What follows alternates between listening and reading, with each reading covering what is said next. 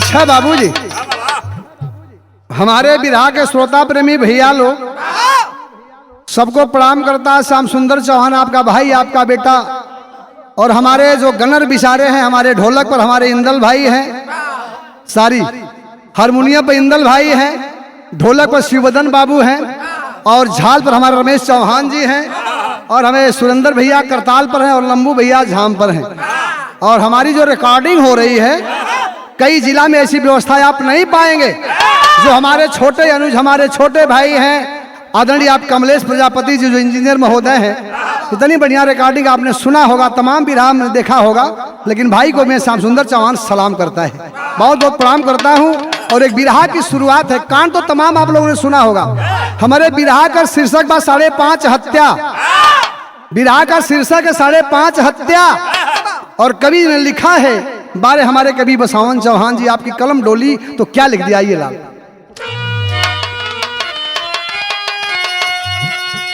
धन की धारा में सारा जहां बह गया, धन का लोभी ही पतवार पकड़ा हुआ, धन से होता धर्म या बरू बिक रहा, धन के जंजीर में जीवन जकड़ा हुआ, धन से दानी कभी दान मानव बने, धन से ही गरीबी का होता पतन, धन से जयपुर की ठाकुर की कीर्ति बढ़ी, धन का अंकुश कभी चूस घर या वतन।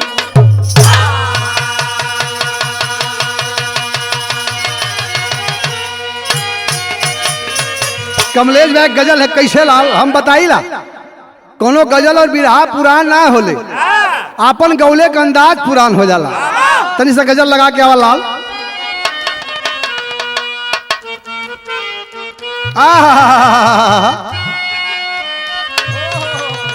बड़ी बढ़िया गजल है। जो अपनी खुशी से, जो अपनी खुशी से अरे मुझे आप गम दे, जो अपनी खुशी से अरे मुझे आप गम दे, ये नजर करम आप की कम न होगी, जो अपनी खुशी से गम दे खुशी से, ये नजर करम आप की कम न होगी, मुझे आप गम दे।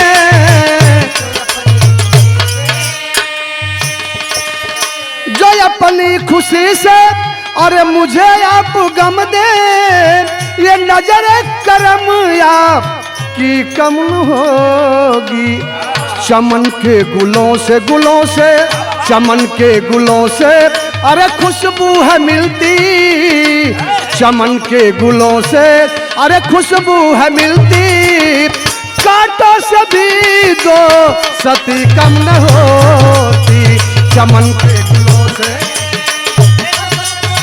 बहुत अच्छा लाल, क्या बात है।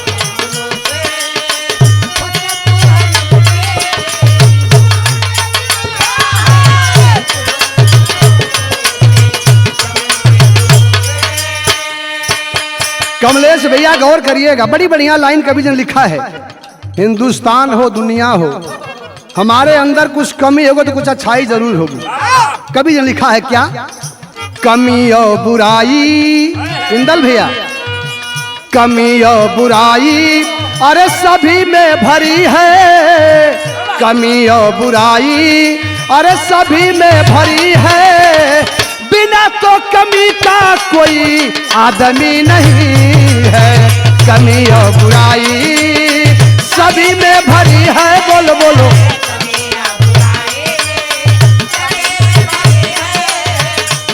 तो कमी का कोई आदमी नहीं है,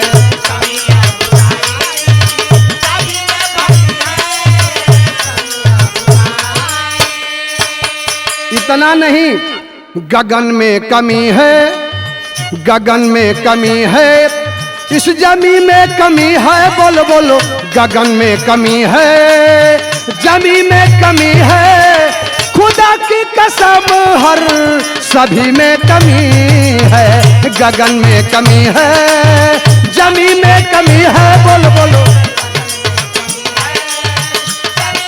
अरे जियो लाल, सभी में कमी है, गगन में कमी है। गौर करिएगा, बिरहा की शुरुआत हो कैसे लालजा।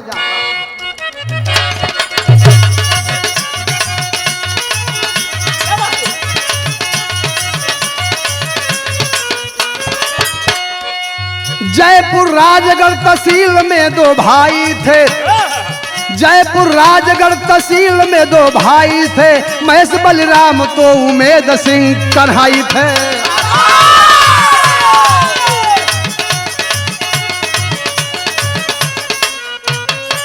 गांव के मंगल सिंह से खानदानी टक्कर था, गांव के मंगल सिंह से खानदानी टक्कर था, उसी के बेटी संग उमेद सिंह का चक्कर था।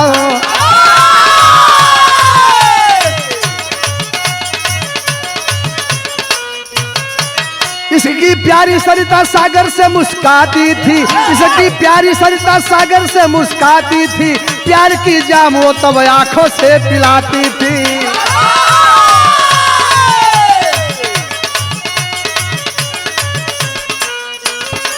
महेश की हाल तो उनकी पत्नी जान गई, महेश की पत्नी देवर की हाल जान गई, महेश की पत्नी देवर की हाल जान गई, उचित न होगा कहना पति से वो मान गई।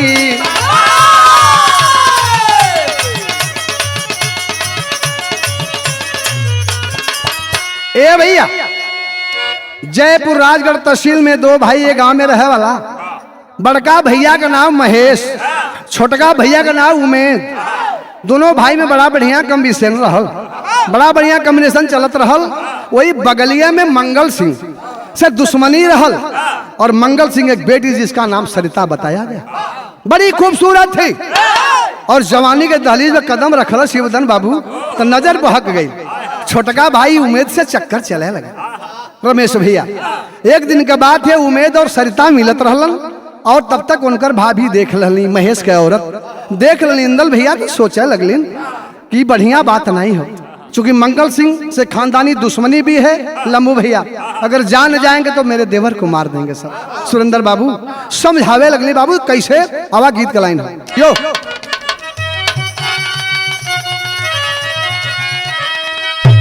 जब हम रहनी अरे 5 बरिस कई हो, जब हम रहनी यार 5 बरिस कई हो, पिया मोर मांग लगवनवा छोटी नदी, पिया मोर मांग लगवनवा छोटी,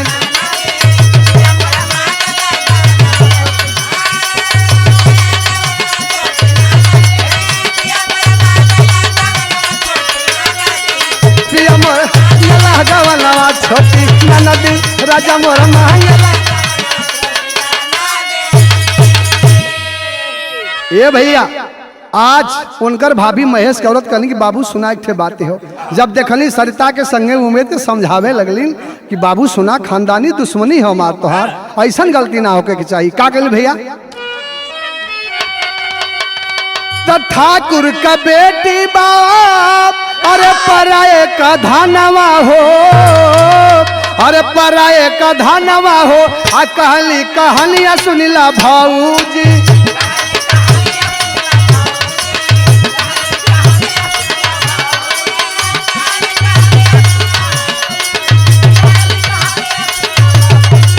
कहली कहानियां सुनिला भाऊजी।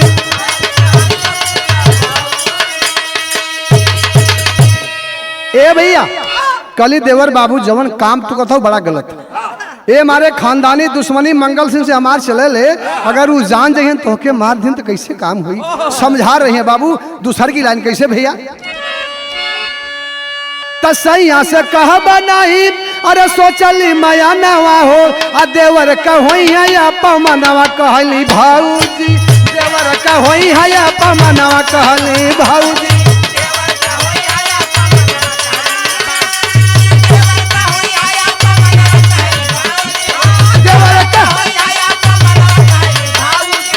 देवर कहोई है या पमनवा कहली भाऊजी।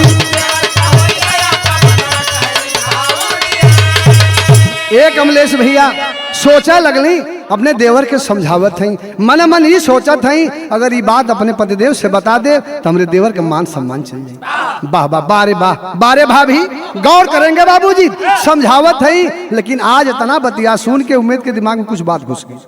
क्या घुस गई? गीत की लाइन है ये लाल।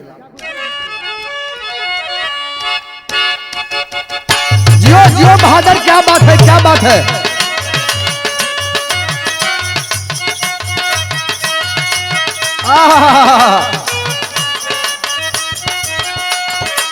कमलेश भैया कौनो मेहरारू सैया शिकार खेले चल रहा, मेहरारू कहलो सैया जी कुल दिशा में जइया लेकिन हर मत जइया।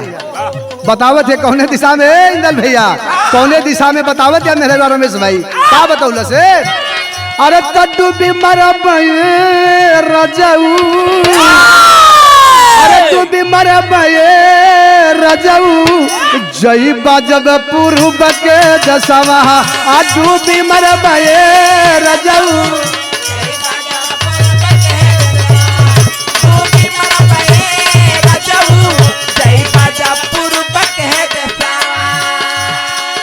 मर्दा कल काहे रे? क्या बात है शिवधन बाबू? बतावत हो पूरब के देशवा में बस बांगलिनिया हो,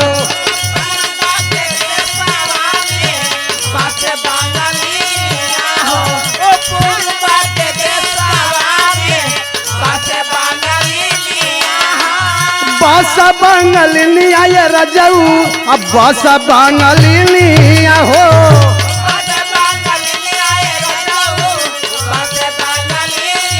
कूट के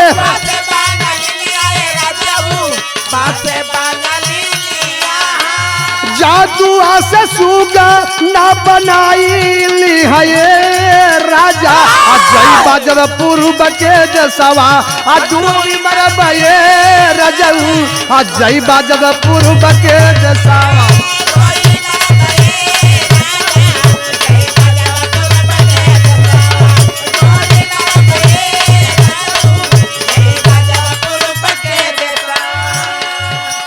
आज जब भाभी अपने देवर के समझा लेली, रात को सोया नहीं, सोच रहा है।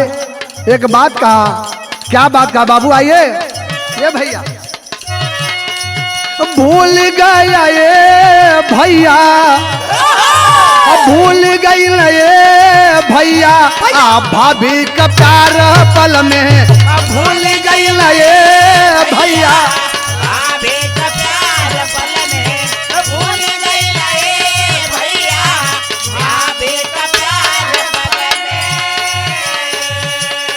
गौर करेंगे, भाभी से बोला झूठ लाछना लगावलू हो, भाभी से बोला झूठ लाछना लगावलू हो, भाभी से बोला झूठ लाछना लगावलू हो। सारिता के संगवा में काहे के बतावलू हो,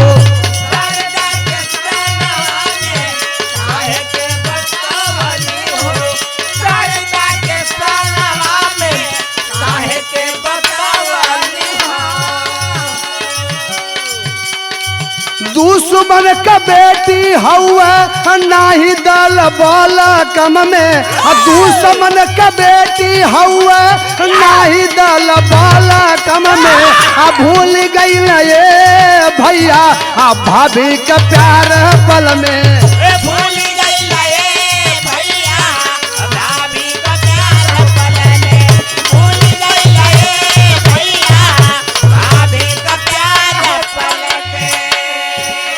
गौर करेंगे, आज भाभी तो बड़ा प्यार से समझा रही है, बड़ा प्यार से समझाई देवर बाबू, ऐसा गलती ना होकर के चाहिए। और आज उसका उल्टा अर्थ निकल गया। देवर उसका उम्मीद में कुछ सोच लिया कि मुझे झूठा लगा दी। एक दिन बड़े भाई से क्या बोला बाबू, क्या कहा भैया? भाई से बोला एक दिन आऊ में दा बचानी आहो,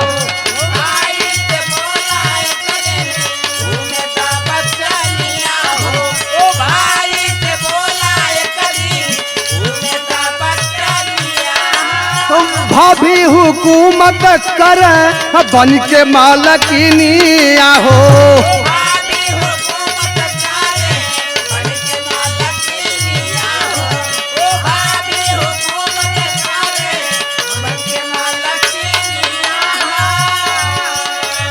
बाटीदा जमीनिया हमरो होता सवेरे कल में। बाटीदा जमीनिया हमारा होता सवेरे कल में। अब भूल गई न ये भैया भाभी का प्यार पल में।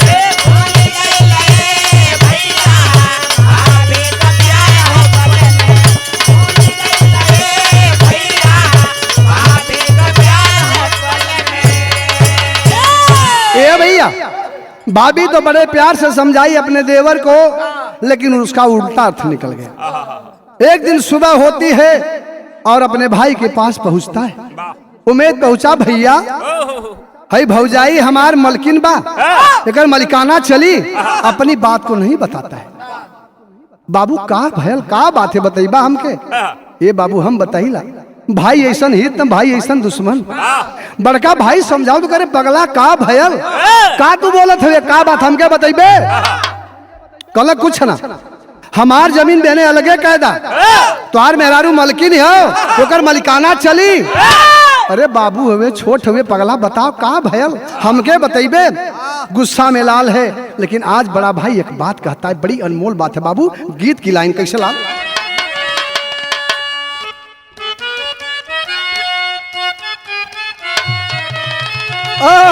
बड़ी बढ़िया गीत है भाई।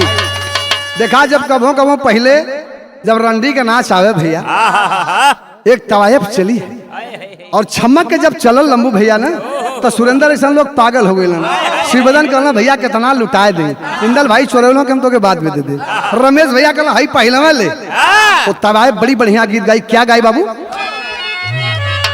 न जाने राम न जाने राम सैयद रदी हो न जाने राम सैयद रदी हो न जाने।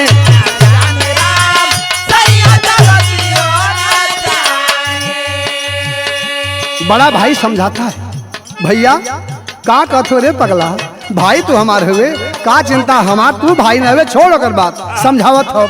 अरे बाबू जमान अरे बाबू जमान बिरना जमीनी हो न बाटा। बाबू जमान बिरना जमीनी हो न बाटा।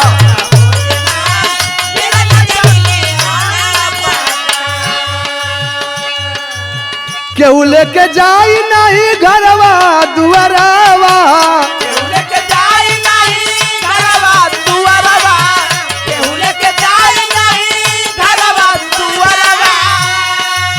टूट जाई भैया से नहिया के तरवा।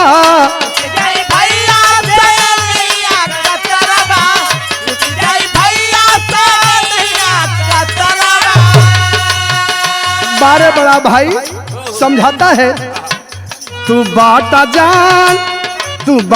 जान बिरना जमीनी हो न बाटा। तू बाटा जान बिरना जमीनी हो न बाटा।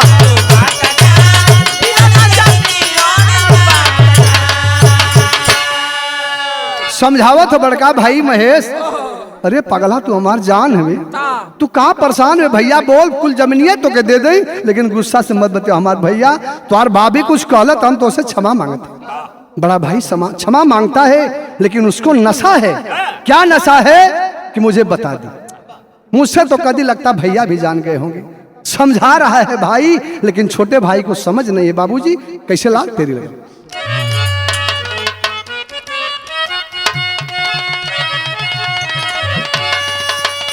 अरे भाई के खून का प्यासा बन गया। अरे भाई के खून का प्यासा बन गया। भाई भूल गया खुद भाई की परिभाषा। यार परिभाषा यार परिभाषा। भाई के खून का प्यासा बन गया। भाई भूल गया खुद भाई की परिभाषा और भाई के खून का प्यासा बन गया। ए भैया बड़का भाई भाई के समझावत रमेश भैया भाई तो भाई होला हो जकरे के वो भाई ना तेने वो दर्द भाई से पूछा। हम बताइला बाबू जैया कोनो दिक्कत हुई ना तैया वो भाई के याद आई कि आज भाईवा रह तो कुछ कह दे। आवा आइए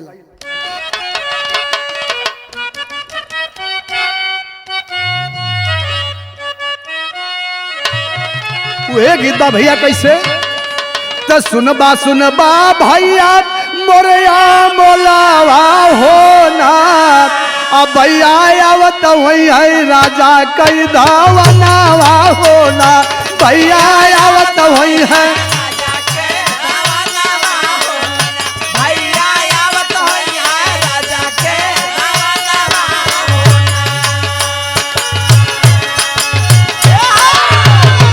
ए भाई बड़का भाई समझावत हुन छोटका के शर्म ना लगल हो। दूसरे दिन की बात है, गर्मी का महीना है, सभी परिवार के लोग सोए सुतल हुन, लेकिन छोटका भाई कैलस का गया है बाजार, बाजार से रात में आया है तो क्या कर दिया बाबू आइए तो गड़सा पत्थर के घुसा हुआ कोठरी होना तो गड़सा पत्थर के घुसा हुआ कोठरी होना अब भैया सुतल में कटल नटैया होना भैया सुतल में कटल नटैया होना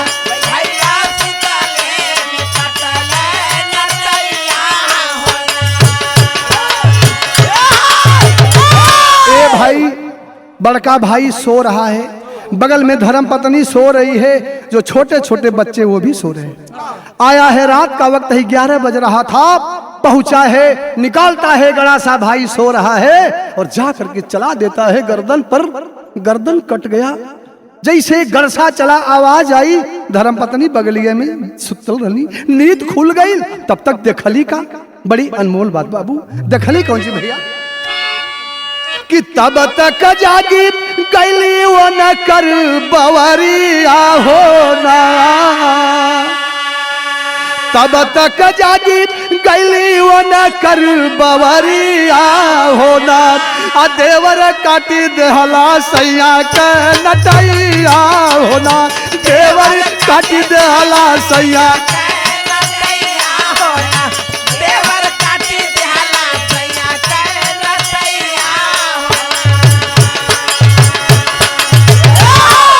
ए भैया तब तक देखती है बेचारी, मेरे पति के गर्दन को काट दिए मेरे देवर बाबू, पकड़ के रोवे लगल, बाबू ये हमार गलती हो ना, बाबू क्षमा कह दा, हमारे पति तो मार दिला, लेकिन बाबूजी आज भी समझाती है। लेकिन एक बात कल कौन सी भैया तलसिया पगिर के रोवे लगली गुजरिया होना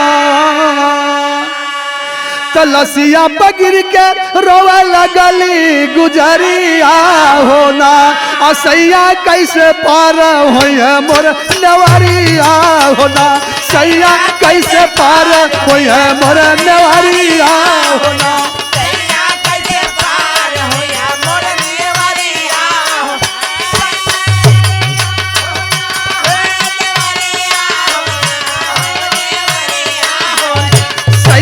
कैसे पार होइए मोर नेवरिया होना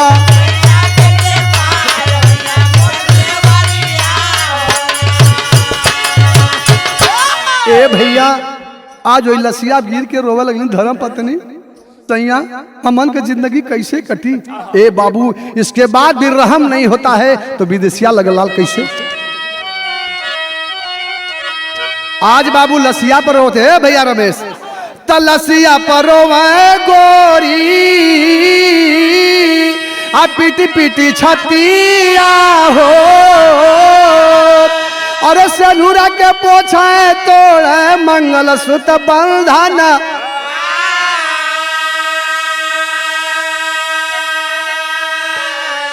आराम ऐसन भैया के कटल नटैया हो अरे के करे सारे जी है लौकुश मोर लालना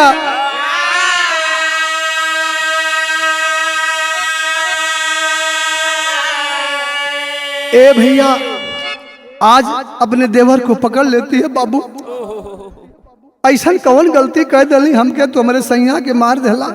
एक बात और बताती है, एक बार और बताती, क्या बताती है? तब पेटवा में पले तोहारे आई भैया का निशानावा हो, अरे शांति बेटी कह के करी कन्यादान,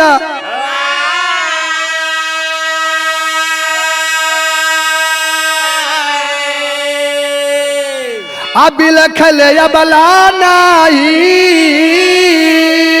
अमना निरदैया हो, अरे भर दिया पेटा बाहर रे सुमन,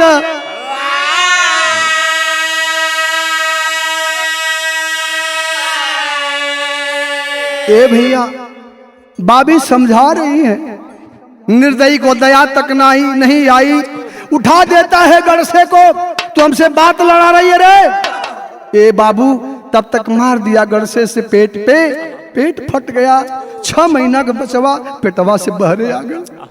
धर्म पत्नी दुनिया से अलविदा हो गई। बगलिया में शांति बेटी देखलस, बाबू के मार दलन हमार चाचा, माई के मार दलन है जौन पेट में बाबू हमारे माई के पेट में पलतल, वो दुनिया से अलविदा हो गए। आज बिटिया रोत बा कैसे भैया?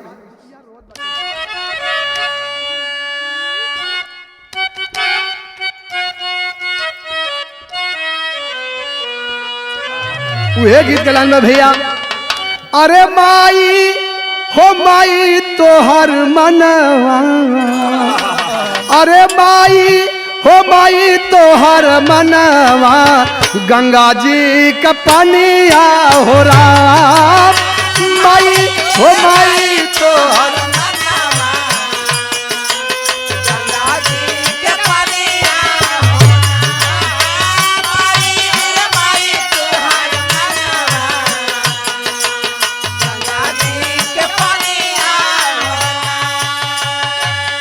आज शांति बिटिया रो रही है, माई छोड़ के चल गई अमन के, बाबुओ चल गईलन, चाचा तो हम के मार दलन। शांति बिटिया बता रही क्या? अरे माई हो माई तोहर हीरावा, अरे माई हो माई तोहर हीरावा, हम हन के छोड़ी के पराइलू हो रहा, माई हो माई आपल हीरावा,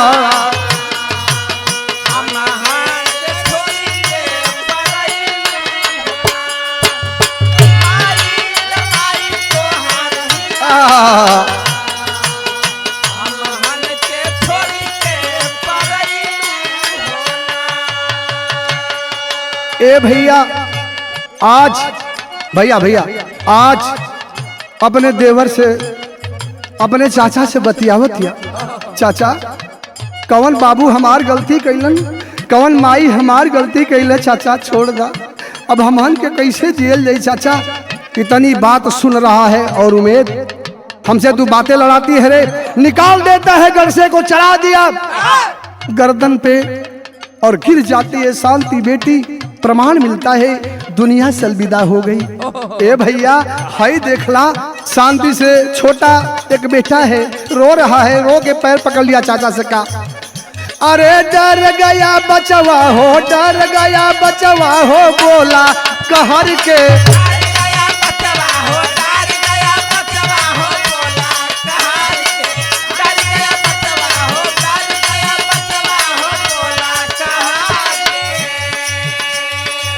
तोहरे बुढ़ैया का बनबा सहारा, रे तोहरे बुढ़ैया का,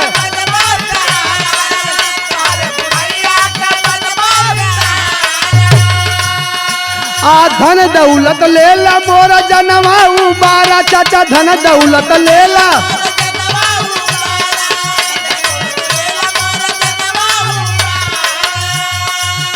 हरे लेकिन बजियाराए पपिया बजर के, लेकिन बजियाराऊ पपिया बजर के, मर दिया गड़सा हो, मर दिया गड़सा हो बाबू जिगर पे, गड़सा हो बाबू जिगर पे।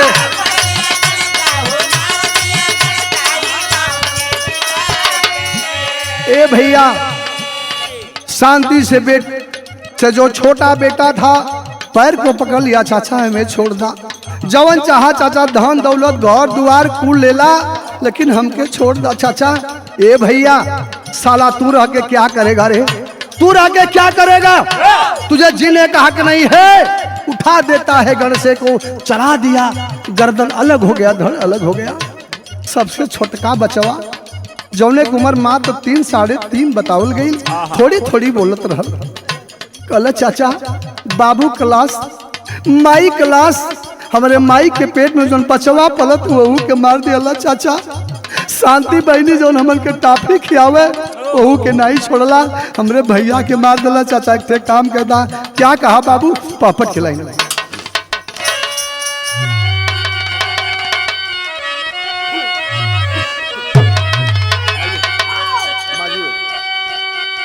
क्या अरे जानी मारा यार हल मोर परनवा हमरे चाचा हो, अरे जानी मारा यार हल मोर परनवा हमरे चाचा हो, अब पैर पकड़ के छोटका रोवे ललनवा हमरे चाचा हो।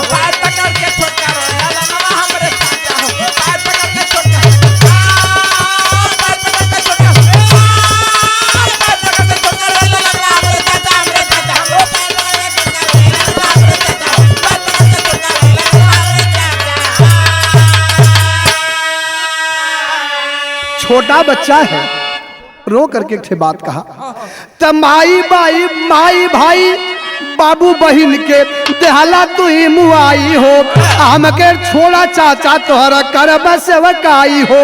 अरे कहा तो छोड़ के चली जाई भवनवा हमारे चाचा हो, अरे कहा तो छोड़ के चली जाई भवनवा हमारे चाचा हो, चाहे मिटावल चाहे लाखन धनवा हमारे चाचा हो।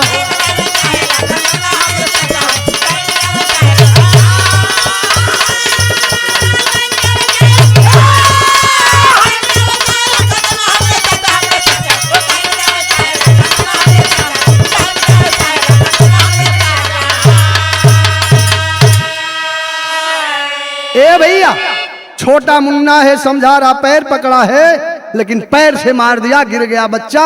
तब तक कैलाश का भैया त माना नहीं पापी दिया गड़सा के चलाई हो, आ सिर से धड़क हो गई न, आ गिर गई न बहराई हो। अरे फेंक गड़ासा भागा है मर्दनवा हमारे चाचा हो, हलचल मच के टूट गई न मर्दनवा हमारे चाचा हो।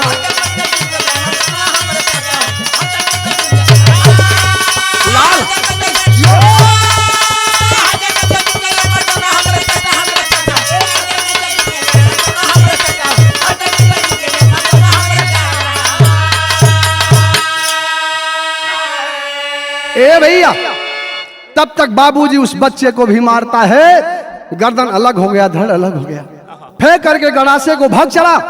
हलचल मच गई, लोग सवेरा हुआ देखते हैं सारी लाशें पड़ी हैं, गजब का मातम छाया हुआ है। ए भैया अपने तो भग गया, जब भग गया तो गांव वाले कैलन का बाबूजी, गजब का दृश्य है, आइए आधा के लेंगे।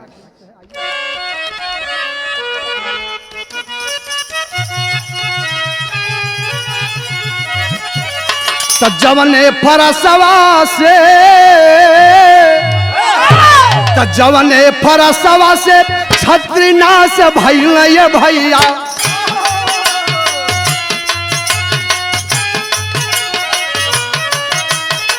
ये 21 बार भूम दिए ब्राह्मणों को दान,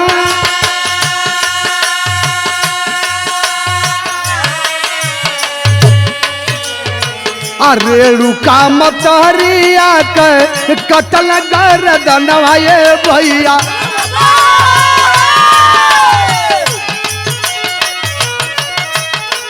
वो से उमेर सिंह काटा अपन खानदान,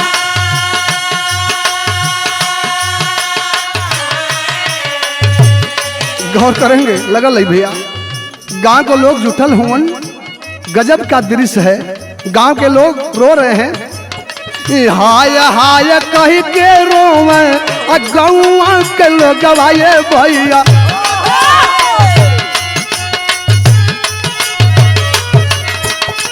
बिहरला कर जवा घरवा लागे यसमासा,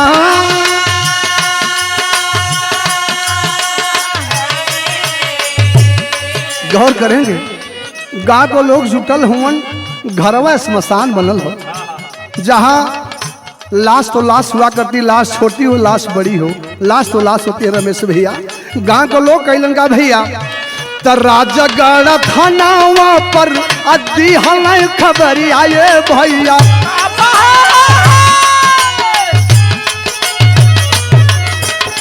यस थानेदार आई कली हलाई हो बया,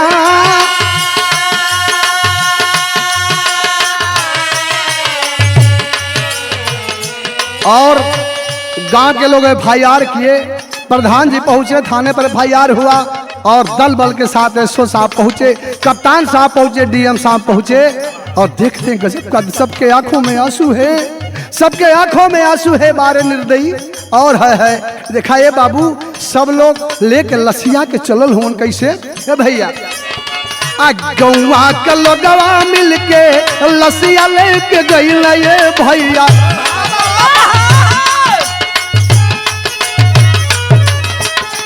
पोस्टमास्टर करौल देखा सदर दरम्यान,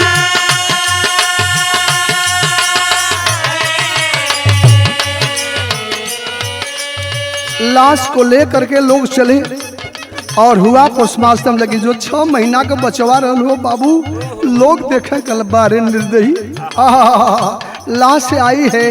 गांव के लोग मिल करके SO साहब भी पैसा दिए, कप्तान साहब दिए, अंतिम संस्कार होता है। लेकिन है देखला समय बीतल, FIR हुआ तो हुआ क्या है भैया,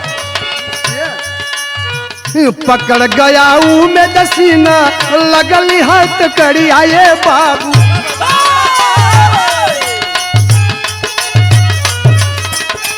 या गवा के पतिया सुना हो मोरे भाई,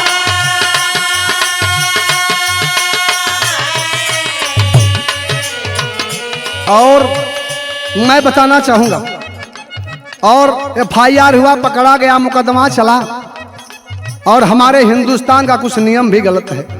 ऐसे लोगों को खड़ा कर करके चौराहे पे गोली मार देना चाहिए साथी, जैसे सऊदी दुबई में हुआ करता शिवदन बाबू। हक जीने का नहीं है, लेकिन हमारा हिंदुस्तान कानून कुछ अड़बड़ सड़बड़ है। इधर देखला, गौर करेंगे बाबू, आज सब भयल और समय बीतल, जज साहब ने आजीवन कारावास की सजा सुनाए, पापी वही जेलवा में, ए भैया वही जेलवे में आज सड़त हो हमारे बिरहा क्या खेले।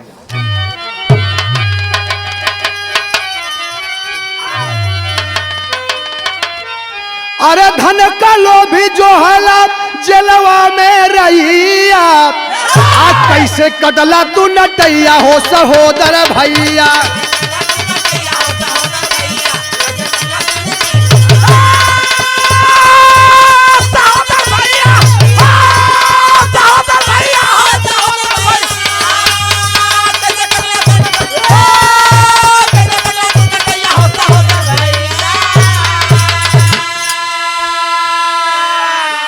धन का लोभी बुरा होता है, जन का लोभी प्यारा हो, एक गोद के बाई बन के हो गईला हत्यारा हो।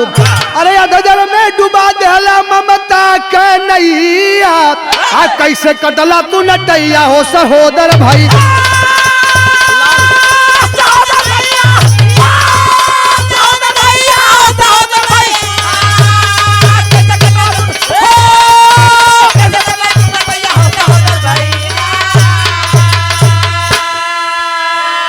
ए भैया मैं बताया हमारे बिरहा के शीर्षक को 5.5 हत्या। गौर करिएगा, समाज है ऐसे लोग भी धरती पर पैदा है।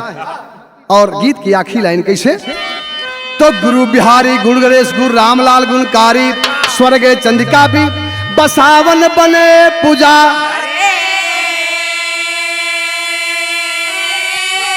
अरे भाई के खून का प्यासा बन गया, अरे भाई के खून का प्यासा बन गया। चौहान श्याम सुंदर से सीख ले परिभाषा, भाई के खून का प्यासा बन गया। सीख ले परिभाषा हो, भाई के खून का प्यासा बन गया।